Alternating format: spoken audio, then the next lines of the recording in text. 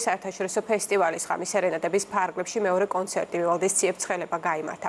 მსმენელის წინაშე ბაროკოს მუსიკის ვარსკვლავები წარდგნენ. ღამის სერენადების მესამე კონცერტი ბათუმში 26 აგვისტოს გაიმართება. დასკვნითი კონცერტები კი თბილისში 9 და 11 ოქტომბერს ჩატარდება.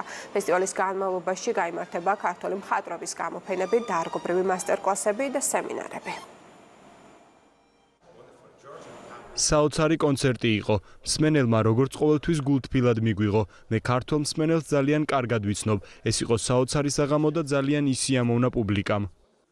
ეს იყო საოცარი ქიმია. რაღაც საოცრება ხდებოდა მაყურებელსა და ჩვენს შორის.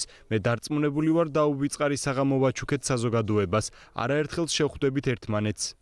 დღევანდელი კონცერტი განსაკუთრებული იყო. პუბლიკა აღფრთოვანებული იყო, რამაც ჩვენ ძალიან გაგვახარა და ბედნიერები ვართ, რომ ისევ ბათუმში ვართ და ესე კარგად ჩატარდა კონცერტი. დაბოლოს ამინდი გარემოს ეროვნული სააგენტოს ინფორმაციით საქართველოში მიმდინარე კვირას მაღალი